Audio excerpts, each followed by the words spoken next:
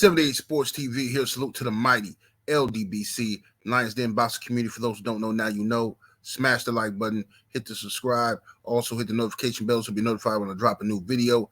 If you're digging the video, go ahead and share this joint. All right, man. So Mr. Garry Russell Jr., aka Charles Lee Ray, aka Lil Chucky, comes out and does an interview and says that he believes Errol Spence Jr. should retire. Think about hanging him up after his performance versus Terrence Crawford. Mr. Garry Russell Jr. says that he feels that there could be something neurologically wrong with Errol Spence Jr. He said he saw the workout for the public, the media day workout, a couple days before the fight, and he wasn't impressed. Said it looked like Earl was like tripping over his own feet, like a little off.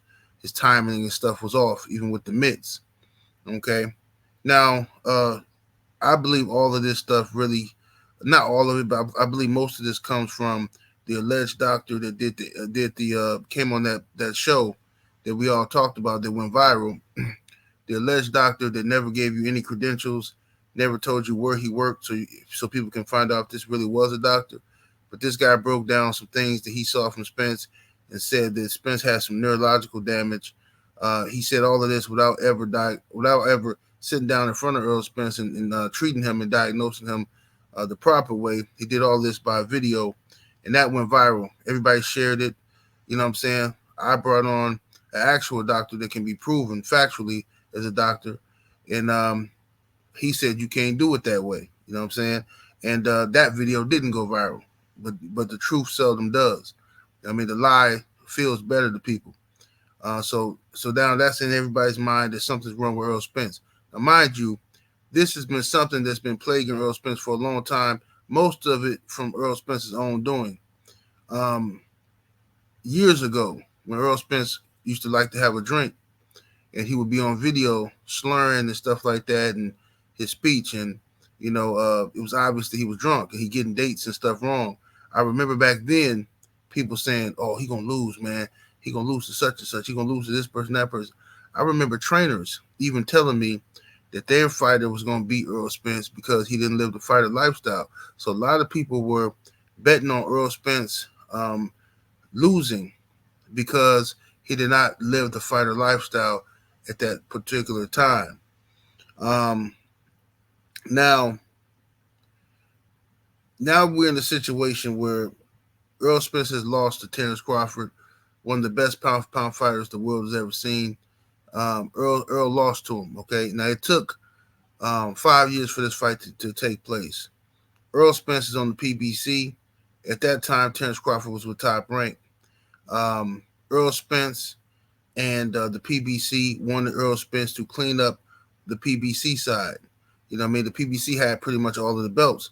So they wanted to clean up on the PBC side and for him to beat up all those guys.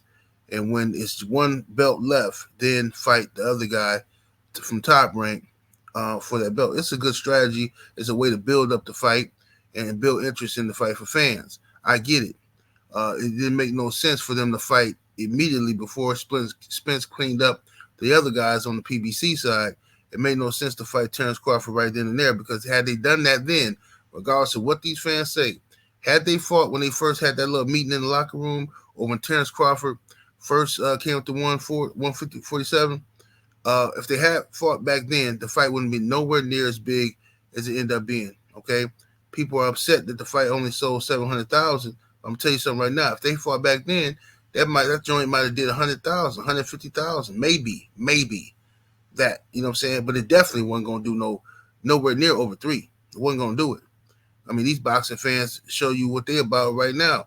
I mean, most of them didn't even order Spence versus Crawford, but a lot of people said they wasn't going to order the fight due to the fact that they felt like the fight took too long to happen, and they was frustrated with all the games and stories that was coming out. So I knew a lot of people, solid dudes, wasn't going to order it because they were just going to stand on what they believe in, their principles. They felt like, they felt like they got played, you know what I'm saying, with the whole fight situation, and they lost interest. So I understand them not ordering it, but the masses of people who did all this jaw jacking, they didn't even order the fight. You know what I mean? They just want to come on the internet and win some internet argument with people all trolling in the comment section, but they can't produce one receipt that they actually ordered the fight. But anyway, I think that the fight happened when it was supposed to happen. Um, for them two dudes to maximize their dollars. You know what I mean? But I do I believe something's wrong with Errol Spence? I believe something was wrong with Errol Spence going into the arena. I don't care what nobody say. I know what I've seen. The man didn't look right to me. He looked like he was high. Okay, it looked like he had ate an edible or something, and it didn't clear his system in time. That's what it looked like to me. You know what I'm saying? Now I'm not accusing Errol Spence of doing that. I'm just saying that's what it looked like. Me as a person who has eaten some edibles, me as a person who like to puff on a joint from now to time to time, you know, I'm telling you what the man looked like when he came into the arena.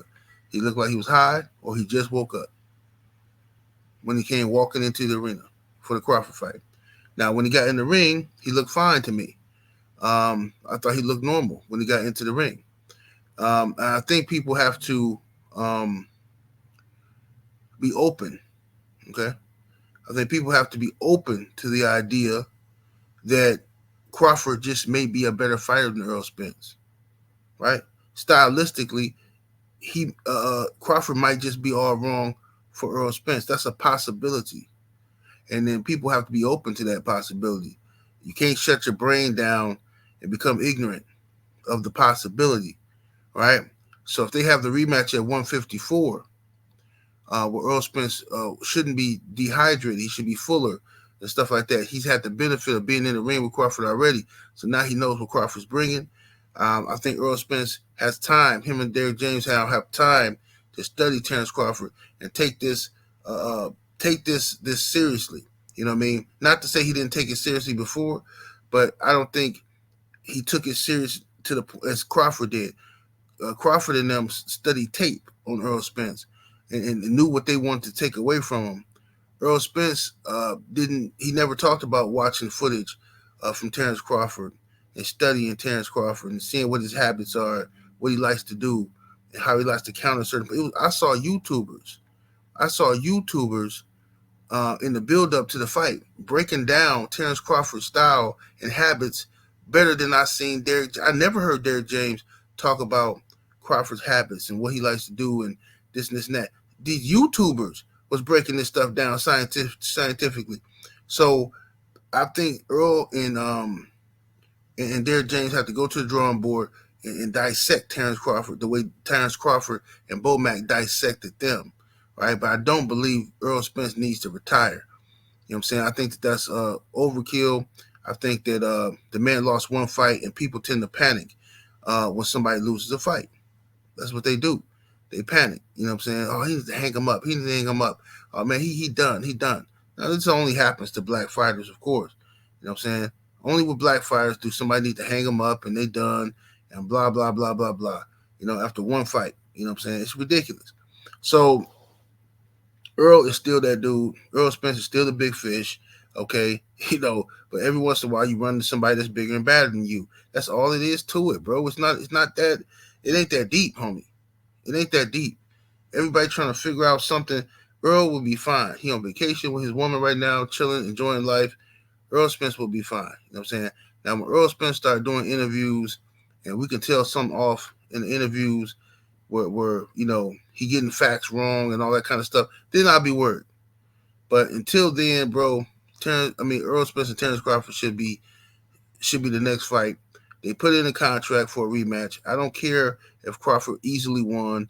Earl Spence deserves a rematch. He deserves to get a second payday, and he deserves a chance to win back what he lost. Like, I don't understand what's wrong with people. Like, Earl Spence is responsible for making this fight happen with Terrence Crawford. He did not have to wait on Terrence Crawford. He could have went on and did something else with his life, bro. Like, you know what I'm saying? When Terrence Crawford walked away from the negotiations and chose to fight David Evanesian, Earl Spence could have just said, hey, I'm going up to 154. Forget it. I tried. He could have did that. He didn't. And it would have been just another case of one of the great fights in boxing we didn't get. Or Terrence Crawford would have to come up to 154 to face Earl Spence eventually. You know what I'm saying? But Earl sacrificed and gave y'all all of this stuff, and people just don't, it's so unappreciative, man. You know what I'm saying? The man did exactly what he said he was gonna do. He said he's gonna clean up his side of the street, then he's gonna come after Terrence Crawford. And that's exactly what the man did. And people still, oh yeah, the big fish got fried. Yeah. Man, just shut up somewhere, sit down. Dudes ain't even ordered to fight, man. Same t-shirt, wearing every day, same socks. Man, get up out of here, you old dusty dudes, man. Dudes get on my nerve, bro. Just keep on talking. Just y'all want to argue so bad. I don't even be dogging Crawford. Dudes still show up to the comment section. Seven, yeah. You all talk hating on Crawford. Yeah, man. Shut up, bro. Show me a receipt that you even support Terrence Crawford, bro. Because I don't believe none of you dudes even bought the pay-per-view. Y'all talk a good game on this YouTube, huffing and puffing and sounding like you some hardcore Crawford fan, but you ain't never produced not one receipt that you even ordered to fight. You ain't posted on Twitter, on Instagram, YouTube, nothing. You dudes watch that joint on one of them little illegal sites. That's what you did. And you know it. You definitely didn't go to the fight. You know what I'm saying? Y'all got all this mouth on this internet, but you never go to these fights and run up on nobody the way y'all be talking greasy about everybody. Like you gonna see somebody and do something. You ain't finna do nothing, bro. You don't even order a fight.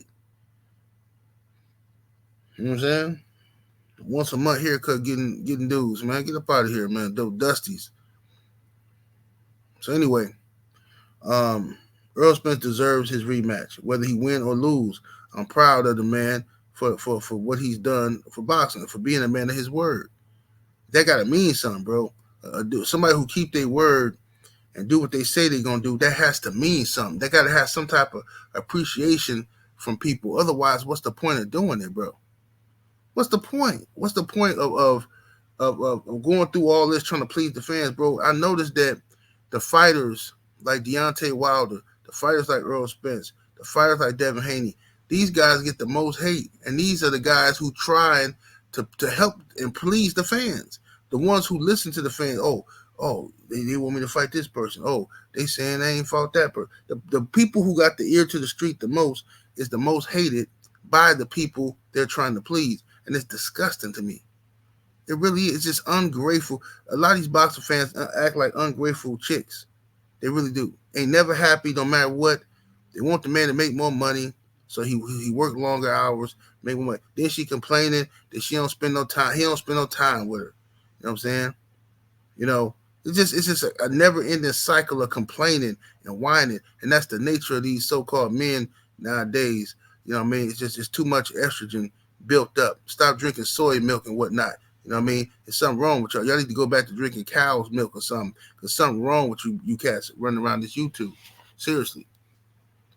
Something wrong with you, man. Stop eating all that tofu. Eat you some fried chicken or something, man. Go back to that. For real, bro. There's something wrong with you dudes. You dudes act real feminine. And I can't even say feminine because some of these sisters on here, you know what I'm saying, way more thorough than y'all, man. It's something wrong with you dudes, man. Seriously. But anyway, man, in my opinion, you know, I disagree with Gary Russell. I don't think that Errol Spence needs to retire.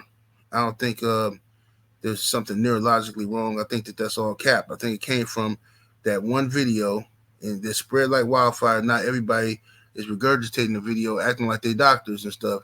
You know what I'm saying? But in reality, you know, at the end of the day, Crawford was just a better prepared man.